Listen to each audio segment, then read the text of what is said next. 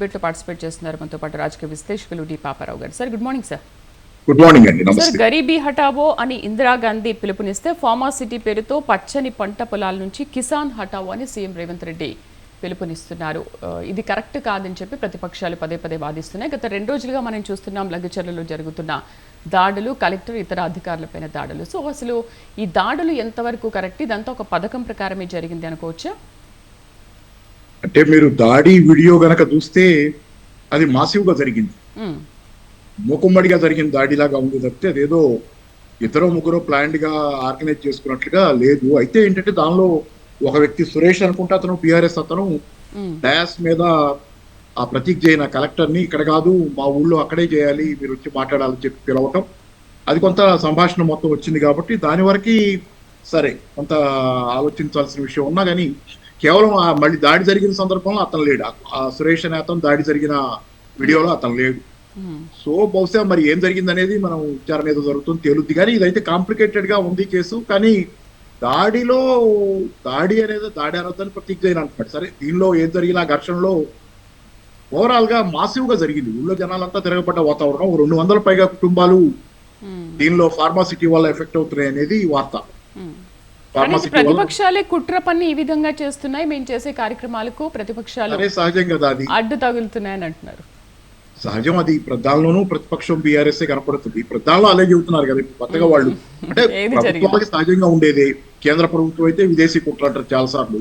సరే, విదేశీ కుట్రలు ఉంటే ఉండొచ్చు కానీ అది సహజం వాళ్ళకి.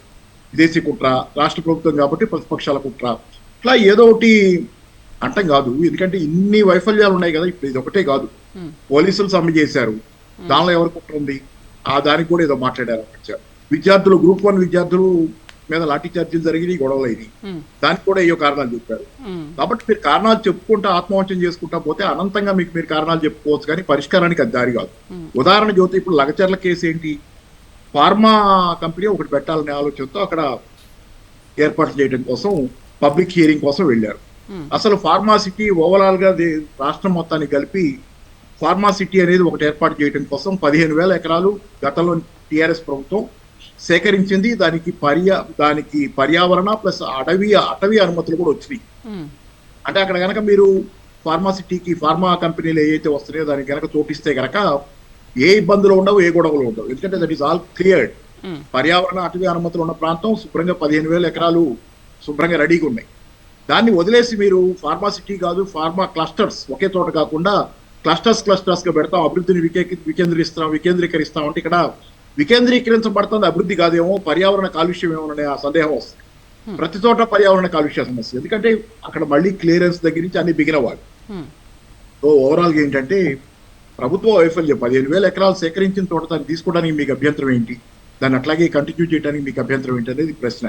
దాని మీద ఉన్న ఆరోపణ ఏంటంటే అక్కడ రియల్ ఎస్టేట్ ఆలోచనలో ఉన్నారు వీళ్ళు, ప్రభుత్వం రియల్ ఎస్టేట్ ఆలోచన. సో ఇదంతా ఇబ్బందికరమైనటువంటి వాస్తవం. ఎందుకంటే కాకపోతే లగచర్లలో జరిగింది కుట్ర కాదని సరే చాలా ఇంకా లోతుగా పోవాల్సి ఉంది. కాకపోతే ఆ డయాస్ మీద అతను మాట్లాడి అడిగిన తీరు ఊరికి రమ్మనేది అతను ఒక్కడే అడిగాడు కాబట్టి అతను హైలైట్ అయ్యాడు. కానీ ఇక్కడ ప్రతీక్ జైన్ దగ్గర గొడవైనప్పుడు చాలా మంది ఉన్నారు, ఆ సురేష్ అనేది కనపడలేదు. సో ఓవరాల్ గా మరి ఏదేది అనేది లింకులు అనేది ఎస్టాబ్లిష్ అవ్వాలి. కానీ నేను అనుకోవటం ఏంటంటే ఈ రకంగా మరి ఇప్పుడు నిన్న పోలీసులు అరెస్ట్ చేశారు, ఊరి మీద పడి 15 మందిని అరెస్ట్ చేశారు, 50 మందిని విచారించారు. ఏం చేశారు, కరెంటు తీశారు, ఇంటర్నెట్ తీశారు. ఒకళ్ళో ఇద్దరు దాడి చేసి ఉంటే వాళ్ళిద్దరిని అరెస్ట్ చేయడానికి ఇంటర్నెట్ తీయక్కర్లా, కరెక్ట్ ను ఆపేయక్కర్లా, ప్లస్ కరెంట్ తీయక్కర్లా. ఒకళ్ళిద్దరు వ్యవహారం కాదు, ఊరు వ్యవహారంగా ఉంది. కాబట్టి ఆ ఒకళ్ళో ఇద్దరు బీఆర్ఎస్ వాళ్ళు ఏదో దీనిలో పాత్రధారులు చెప్తుంటాం అనేది మీరు కరెంటు తీసి ఇంటర్నెట్ ఆపేసి ఊరి మీద పడి 50 మందిని తీసుకొచ్చి విచారించి 15 మందిని అరెస్ట్ చేసేదాకా పోయిందంటే మొత్తం ఊరు తిరగబడింది అనేది అక్కడ అర్థమవుతుంది. కాబట్టి ఏంటంటే బీఆర్ఎస్ ప్రతిపక్షం అని చెప్పి ఎవరో ఒకళ్ళ నాయకత్వం సహజంగా వహిస్తారు, పక్షాల నాయకత్వం వహిస్తే బహుశా అక్కడ జరిగితే ఉండొచ్చు మనకు తెలియదు కానీ విచారణ ఉంది కాబట్టి ఎవరి నాయకత్వం లేకుండా ఎప్పుడైనా నాయకుడు అనేవాడు ఒకళ్ళుగా ఉంటాడు. ఏ నాయకుడు సహజ స్వభావం, అది ఏదో పార్టీలో కూడా ఉండొచ్చు వాళ్ళు, అది వేరే విషయం.